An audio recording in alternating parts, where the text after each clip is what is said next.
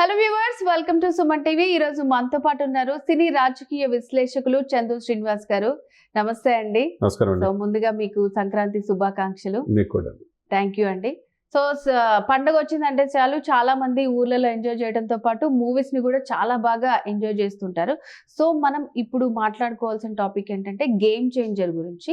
So ఇది 450 కోట్లతో తీశారు ఈ సినిమా. జస్ట్ ఒక 5 డేసే అవుతుంది అండ్ 2 డేస్ లోనే 350 crores కలెక్ట్ చేసింది. కానీ ఇట్లా ఎందుకండి ఇట్లా డివైడ్ టాక్ వస్తుంది?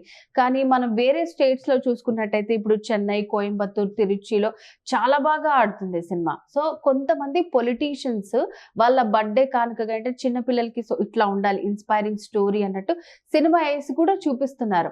అంత బాగుంది, కానీ ఎందుకు ఇట్లా డివైడ్ టాక్ నడుస్తోంది అంటారు? అంటే సినిమాని సినిమాగా చూడాలి. సినిమాలో మనం ఏం మెసేజ్ ఇచ్చారనేది ఆలోచించుకోవాలి. సినిమాలో ఎర్రచందన స్మగ్లర్స్గా పోలీసుల్ని అసభ్యంగా దూషించే వాళ్ళని ఆస్వాదిస్తున్నప్పుడు మరి ఈ సినిమా ఎందుకు ఆస్వాదించలేదు? నేను కూడా ఎర్లీ మార్నింగ్ 4 o'clock చూసాను. మంచి సినిమా, ఫీల్ గుడ్ మూవీ. 10వ తారీఖు రిలీజ్ అయింది మీరు చెప్పినట్టు. 5 రోజులు అద్భుతంగా అతను రామనాథన్ క్యారెక్టర్లో ఒదిగిపోయాడు. అది RRR ద్వారా ఆస్కార్ రేంజ్కి ఎదిగిన వ్యక్తి రామ్ చరణ్. మనం సెటిల్ పెర్ఫార్మెన్స్ మనం చూసాం. తండ్రికి మించిన తనయుడు అని చెప్పేసి అందరూ చెప్పుకున్న ఈ సమయంలో ఈ సినిమా మీద హై ఎక్స్పెక్టేషన్స్ ఉన్నాయి. శంకర్ గారు డైరెక్టర్. ఆ తర్వాత ఇటువంటి కియారా అద్వానీ కావచ్చు, తారాగణం మధ్య రిలీజ్ అయినప్పుడు అనేక హోప్స్ ఉంటాయి. ఫస్ట్ పాత్ర అంతా కూడా ఐఏఎస్ ఆఫీసర్గా, ఐపీఎస్ ఆఫీసర్గా రామనందన్ యొక్క పాత్ర ఒదిగిపోయాడు. ఒక ముఖ్యమంత్రి పాత్ర చూసాం మనం. 4 పాత్రలు, ఒక స్టూడెంట్గా కావచ్చు, అప్పన్న పాత్ర కావచ్చు, చాలా చక్కగా చేశాడు. విమర్శనవాదులు కూడా, క్రిటిక్స్ కూడా ప్రశంసించే స్థాయికి ఎదిగిందంటే మీరన్నట్టు పండగ ముందు వచ్చిందన్న ఇది 10వ తారీఖు కనపడింది. 3 సినిమాలు. ఒకటి ఫస్ట్ సినిమా గేమ్ చేంజర్, రెండోది డాకు మహారాజు, 3 సంక్రాంతికి వస్తున్నాం. ఈ 3 సినిమాల్లో ఒక సామాజిక చైతన్యం ప్రజల్లో, మన బిడ్డలకి మంచి భవిష్యత్తు ఉండాలి, ఇటువంటి ఐఏఎస్ ఆఫీసర్ అయితే బాగుంటుంది కదా అనే ఆలోచన తీసుకొచ్చేది మాత్రం గేమ్ చేంజరే. మరి ఎక్కడ డబ్బుకు వెనకాడలేదు. తర్వాత దేశవ్యాప్తంగా ఫస్ట్ ప్రీ రిలీజ్ ఈవెంట్ అమెరికాలో చేశారు. పవన్ కళ్యాణ్ గారు కూడా రాజమండ్రిలో ఒక దీనికి వచ్చారు. లైక్ మీరు చెప్పినట్టు ఒక బీజేపీ అధ్యక్షుడు, ఒక ఆయన కూడా వీరేందర్ సచ్దేవా అని, ఢిల్లీ బీజేపీ ప్రెసిడెంట్, తన బర్త్డేకి గేమ్ చేంజర్ సినిమా ప్రత్యేకంగా పేద పిల్లలకు చూపించాడంటే ఇటువంటి ఐఏఎస్ కావాలి అని చెప్పేసి, నిజంగా సినిమా మాకు ఇన్స్పిరేషన్ అని ఆ పిల్లలు కూడా చెప్పారంటే ఇంకేం కావాలి? ఢిల్లీలో అంత విశేష ప్రజాదరణ ఉంది, నార్త్ ఇండియాలో కూడా.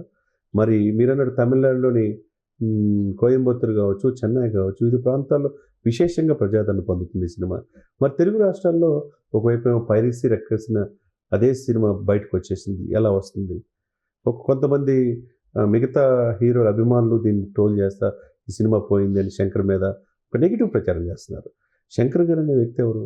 క్రికెట్కి సచిన్ ఎట్లయితే ఆరాధ్యమో, ఈ యొక్క 30 years అనేక సినిమాలు తీసి దేశవ్యాప్తంగా ఒక ఆదర్శవంతమైన దర్శకుడిగా రూపాంతరం చెందాడు.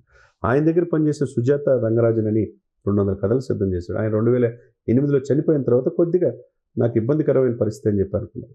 కానీ మంచి సినిమా ఇచ్చారు కదా. ఎలక్షన్ కమిషనర్ టీఎన్ శేషన్ అనే వ్యక్తి కంటే గొప్ప వాళ్ళు ఎవరుండరు. ఆ పాత్రలో ఒదిగిపోయాడు కదా. మరి కాలేజ్ స్టూడెంట్గా విశేషంగా అలరించారు కదా. మరి ఇంకేం కావాలి? ఈ ఎవరైతే విమర్శనవాదులు చేస్తున్నారో, దీన్ని సినిమా పోయింది అంటున్నారో, ఒక మంచి నిజాయితీ గల ఐఏఎస్ ఆఫీసర్ను చూపించడం చిత్ర పరిశ్రమ చేసింది తప్ప, మంచి ఐపీఎస్ ఆఫీసర్ ఎలా వల్గర్గా కాకుండా సమాజం హితం కోరి ఒక ఎవరైతే రెడ్ శాండిల్స్, ఎర్రచందనం కావచ్చు, బియ్యం అక్రమాలు కావచ్చు, తర్వాత మైనింగ్ కావచ్చు, గంజాయి కావచ్చు, ఇలా సేద్యం చేస్తే వాళ్ళ తాట తీయటం ఈ సినిమాలో ఈ నిర్మాతలు కావచ్చు, దర్శకులు కావచ్చు చేసింది తప్ప, మరి ఎటువంటి సినిమాలు కావాలి వీళ్ళకి? అంటే పోలీసులను శత్రులుగా చూపించేవారు, గంజాయి సేవించేవాళ్ళు, తర్వాత గుట్కా మింగేవాళ్ళు, పోలీసుల మీద అసభ్యంగా చేసేవాళ్ళు వాళ్ళు కావాలా? మరి అది కూడా ఆలోచించుకోవాలా. కేంద్ర ప్రభుత్వంలో కావచ్చు, అధికారులు కావచ్చు, ప్రజలు కావచ్చు చైతన్యవంతులు. 145 కోట్ల ఉన్న జనాభాలో ఎటువంటి చైతన్య సినిమాలు కావాలి? ఎటువంటి వ్యక్తులు తీస్తున్నారు? ఎందుకు ఈ సినిమా మీద విపరీతమైన ట్రోల్ చేస్తున్నారు? దానికి తగ్గట్టు నిర్మాతలు కూడా దీన్ని ఆ విధంగా పబ్లిసిటీ రూపంలో ముందుకు తీసుకెళ్ళలేకపోయారా? మరి రామ్ చరణ్ పాత్ర తప్పేం కాదు కదా, మంచి పాత్ర ఒదిగిపోయాడు కదా. మరి ఎందుకు ఇక్కడ తెలుగు రాష్ట్రాలు ఇంత డివైడ్ టాక్ తీసుకురావడానికి కారణం? దీని వెనక బలమైన కుట్ర జరుగుతున్నాడు. మొదటి నుంచి కూడా చిరంజీవి గారు 4.5 దశాబ్దాలు ఇలాంటి కుట్రలన్నీ ఛేదించి బయటకు వచ్చాడు. తన తమ్ముడు కూడా పవన్ కళ్యాణ్ గారి పట్ల కూడా చూశారు. ఆయన ఎక్కడ గెలవలేరన్నారు, ఈ రోజున 100% సెక్యూరిటీ దూసిపోతున్నాడు. ఇకపోతే కొడుకు రామ్ చరణ్. మరి రామ్ చరణ్ యాక్షన్లో ఏమైనా తప్పు ఉందా?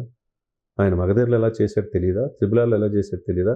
ఒక రంగస్థలంలో అటువంటి అద్భుతమైన నటన మనం చూడలేదా?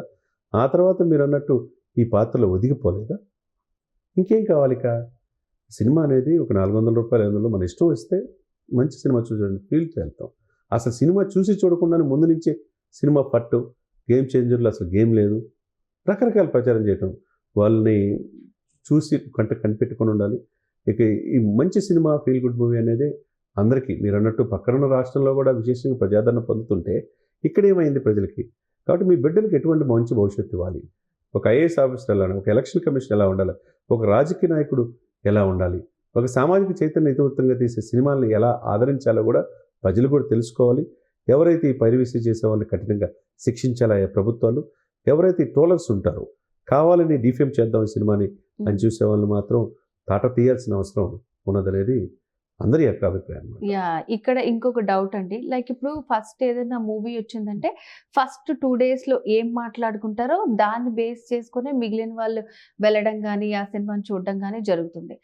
3-4 days లో రివ్యూస్ తీసుకుంటే మాత్రం నిజంగా మీరన్నట్టు రామ్ చరణ్ యాక్టింగ్ లో ఏమీ తక్కువ లేదు. ఆయన 2 characters లో ఐఏఎస్ ఆఫీసర్, ఈ రామ్ నందన్ క్యారెక్టర్ లో కానివ్వండి, పెద్ద క్యారెక్టర్ అప్పన్న క్యారెక్టర్ లో కానివ్వండి, చాలా బాగా యాక్ట్ చేశారని చెప్తున్నారు. సో ఇప్పుడు వచ్చిన ఈ ట్రోలింగ్స్ కానివ్వండి, కొంతమంది అభిమానులు వాళ్ళు విడిపోయి వాళ్ళ స్టార్ని ఏదో అన్నారని, నేను పేర్లు ఎంతేను ఆల్మోస్ట్ అందరికీ తెలిసిన విషయం ఇది. సో అలా విడిపోయి ఇట్లా నెగిటివ్గా వాంటెడ్లీ ప్రచారం చేశారు అని అంటున్నారు. మరి ఇది ఎంతవరకు కరెక్ట్ అండి? అది కూడా కరెక్టే, వాంటెడ్లీ ప్రచారం చేసిన మాట వాస్తవం. ఎందుకంటే నేను సినిమా చూసి వచ్చిన తర్వాత ఎర్లీ మార్నింగ్ 4 o'clock మా ఫ్రెండ్స్తో పాటు వెళ్ళామండి. ఓకే, యాజ్ ఎ లామెన్గా సినిమాలు అన్నీ చూస్తుంటాం. ఒక సగటు పౌరుడుగా మంచి సినిమా అనేది శంకర్ అంటే చూస్తాం. చూడటానికి వెళ్ళిన తర్వాత మంచి కనిపించింది. ఆడెవడో అసలు బయట నుంచి వస్తున్నాడు, సినిమా కూడా చూడలా, సినిమా ఏమి లేదని చెప్పి తెగ చెప్తున్నాడు. బాబు నువ్వు సినిమా చూసావు అన్నాడు. ఆయన అక్కడి నుంచి కొట్టపోతే వాడు బయటకు వెళ్ళిపోయాడు మిగతా జనం. అంటే సినిమా చూసి చూడకుండానే రివ్యూలు ఇచ్చే ఈ సమయంలో, అంటే 400 కోట్లు ఖర్చు పెట్టి 24 crafts కష్టపడి 3 సంవత్సరాలు సినిమా తీసేది ప్రేక్షకులు అలరించేద్దామనే కదండి. మరి సినిమా చూసి చూడకుండానే నెగిటివ్గా ప్రచారం చేయడం తప్పు కదా. అటువంటి వాళ్ళు కనిపెట్టుకొని ఉండాలి. నిర్మాతలు కూడా మనం సినిమా పాన్ ఇండియా మూవీగా తీసేటప్పుడు ఎట్లా చేసుకోవాలి, మార్కెటింగ్ ఎలా చేసుకోవాలా, దీన్ని ఎలా ఓవర్కమ్ అవ్వాలా, హీరోని ఏ విధంగా ఎలివేట్ చేసి చూపించాలా, ట్రైలర్లు ఏ విధంగా విభిన్నంగా మనం చూపించాలనే ఆలోచన నిర్మాతలకు కూడా ఉండాలి. ఎందుకంటే సక్సెస్ మీటింగ్ డాకు మహారాజ్ తీసి 2వ రోజు సక్సెస్ మీటింగ్ పెట్టుకున్నప్పుడు 5 రోజులు అయింది, 10వ తారీఖు రిలీజ్ అయింది, 2 రోజులు 300 కోట్ల కలెక్షన్ చేసింది. ఎందుకు నిర్మాత సక్సెస్ మీట్ పెట్టలేదు అనేది చాలా మంది మనసులో ఉన్నమాట. అంతే కదండి. 10వ తారీఖు రిలీజ్ అయింది, 15వ తారీఖు ఈ సంక్రాంతి 1 week 19వ తారీఖు దాకా టికెట్లు పెంచుకునే అవకాశం అటు తెలంగాణలో కూడా ఆంధ్రప్రదేశ్లో 2 ప్లేసులు ఇచ్చారు. మరి ఇచ్చినప్పుడు దానికి అనుగుణంగా ముందుకెళ్ళాలి కదా. కాబట్టి చిత్ర నిర్మాత బృందం ఇప్పటికైనా ఆలోచించుకోవాలి. మంచి సినిమా చూస్తాం. మీరు అన్నట్టుగా రామ్ చరణ్ నటనలో అసలు ఏమాత్రం చిన్న 0 పాయింట్ ఇది కూడా తప్పలేదు. ఎందుకంటే తండ్రి నుంచి క్రమశిక్షణ నేర్చుకున్నాడు, బాబాయ్ నుంచి ఓర్పు నేర్చుకున్నాడు. కాబట్టి ఆయన గ్లోబల్ స్టార్గా ఎదిగాడు అనమాట. ఆయన ఇమేజ్ ఏమి కూడా కించెత్తు కూడా ఇదే అవకాశం లేదు. కానీ ప్రేక్షకులే ఇటువంటి వాళ్ళని ఎక్కడెక్కడ కంట్రోల్ చేయాల్సిన అవసరం ఉన్నది. ఆ విధంగా నిర్మాతలు కూడా దీని మీద దృష్టి పెట్టి దీన్ని ముందుగా ఏ విధంగా ఏ ప్రాంతాల్లో ఏ విధంగా వచ్చింది, రెవెన్యూ షేర్ ఏంటి, సక్సెస్ ఏ విధంగా ఉందని సక్సెస్ మీట్ పెట్టాలి. ఎందుకు మిగతా సినిమాల్లో సంక్రాంతికి వెళ్తున్నా దర్శకుడితో పాటు వివత్సంగా వెళ్తున్నారు, బాబీతో పాటు డాకు మహారాజ్ వెళ్తున్నప్పుడు మరి కియార్ అద్వానీ ఏమైంది, శంకర్ ఏమైపోయాడు, దిల్ రాజు ఏమైపోయారు అని చెప్పేసి జనం అనుకుంటున్నారు. కాబట్టి ఆ 5 నుంచి బయటకు వచ్చి ఈ సినిమాని, మంచి సినిమాని మనం ఇది చేసుకోకూడదు, ప్రజలకు ముందు తీసుకెళ్లాల్సిన అవసరం చిత్ర నిర్మాణ బృందానికి ప్రత్యేకంగా ఉందనేది తెలియజేస్తుంది. సో నిజంగా మీరన్నట్టు వేరే స్టేట్స్లో చాలా మంచి టాక్ వస్తుంది. సో అక్కడ సక్సెస్ఫుల్గా దూసుకుపోతుంది. సో ఇక్కడ జరిగిన మన కొన్ని పరిణామాలు లైక్ అంటే ఏంటంటే సక్సెస్ మీట్లు పెట్టడం వల్ల ఆ క్రౌడ్లో వచ్చేది, వాళ్ళలో ఎవరన్నా కొన్ని జరిగాయి కదా ఇన్సిడెంట్స్, సినిమాలకు వచ్చి చనిపోవటం అలాంటివన్నీ జరిగాయి. సో ఇక్కడ పెట్టకపోవడానికి కూడా కారణం అది అని అనుకోవచ్చా మనం? అది pre release event madam. Pre release event అనుకోకుండా జరిగిన సంఘటన. చనిపోయారు, దానికి తగ్గట్టు వాళ్ళిద్దరు ఫ్యామిలీస్ 40 లక్షలు ఇచ్చారు. ఇదేంటంటే సక్సెస్ మీట్ కొంతమంది మీడియా మిత్రుల సమక్షంలో చెప్పాల్సింది హీరో ఎలా చేశాడు, దర్శకుడు రోల్ ఏంటి, సంగీతం ఎలా ఉందా అది చెప్పాల్సిన మినిమం రెస్పాన్సిబిలిటీ ఉంది. మరి చిరంజీవి గారు ట్వీట్ చేశాడు కదా, సినిమా రిలీజ్ అయిన 10 hours ఆయన ట్వీట్ చేసి ఒక తండ్రి గారు చాలా ఆనందపడుతున్నారు, రామ్ చరణ్ రామ్ నందన్ పాత్రలో కావచ్చు, మిగతా పాత్రలో చాలా ఒదిగిపోయాడు అన్నారు. అదే ఉపాసన గారు ట్వీట్ చేశారు. చాలా మంది ముందుకు వచ్చి మీరు అన్నట్టు రాజకీయ నాయకులు కూడా ఇటువంటి రోల్ మోడల్ ఉన్న ఐఏఎస్ ఆఫీసర్ కావాలని సినిమాలు వేసి చూపించిన ఈ సమయంలో మిగతా వాటి మీద కూడా మీరు దృష్టి పెట్టాలి. ఈ సినిమాని ప్రజల్లోకి తీసుకెళ్తే ఇది ఏదో 3 గంటలు చూసి ఎంటర్టైన్మెంట్గా నవ్వుకొని పోలీసు వ్యవస్థను కించపరిచి గుట్కాలు దాగి గంజాయి సేవించి చివరికి ఎర్రచందనం స్మగ్లర్స్ కాదు ఈ సినిమా. ఇది 3 తరాలు గుర్తుండిపోయే సినిమా ఇది. కాబట్టి అది చూడాల్సిన బాధ్యత, దీన్ని ప్రజల్లోకి తీసుకెళ్లాల్సిన బాధ్యత ఈ చిత్ర నిర్మాణం ఉందనుకుంది. ఓకే చందు గారు, గేమ్ చేంజర్ గురించి సో ప్రజల్లోకి అది ఎలా వెళ్తుంది, వేరే స్టేట్స్ లో ఎలా ఉంది, మన దగ్గర ఎట్లా ఉంది, చాలా క్లియర్ గా ఎక్స్ప్లెయిన్ చేశారండి మీరు. Thank you so much. So viewers విన్నారు కదండి, చందు శ్రీనివాస్ గారు చెప్పింది నిజంగా గేమ్ చేంజర్ అనేది చాలా మంది రాజకీయ నాయకులు చిన్నపిల్లలకు కూడా చూపిస్తున్నారు. ఒక ఐఏఎస్ ఆఫీసర్ ఇన్స్పైరింగ్ స్టోరీ అన్నమాట. సో దాన్ని ఎవరు నెగిటివ్ గా చూడకండి, సినిమా చూసిన తర్వాతే మీ రివ్యూ ఏంటి అనేది చెప్పండి. సో ఇలాంటి మూవీస్ అనేది సొసైటీకి నిజంగా చాలా అవసరం అన్నమాట. సో నిర్మాతలు ఎవరైతే ఉన్నారో వాళ్ళు కూడా కొంచెం పబ్లిసిటీ విషయంలో కానీ అలా డల్ అవటం వల్ల ఇలా జరిగింది అనేది మనకి చాలా క్లియర్ కట్ గా తెలుస్తుంది. సో ఎనీవే, సంక్రాంతి కానుకగా వచ్చిన గేమ్ చేంజర్ మూవీని అందరూ చూసి ఎంజాయ్ చేయాలని మనస్ఫూర్తిగా కోరుకుంటున్నాం. సో ఇది వాల్టి స్పెషల్ వీడియో. మరో వీడియోతో మళ్ళీ కలుద్దాం. నమస్తే. సుమన్ టీవీలో మీ పర్సనల్ అండ్ బిజినెస్ ప్రమోషన్స్ కోసం కింది నెంబర్కి కాంటాక్ట్ చేయండి.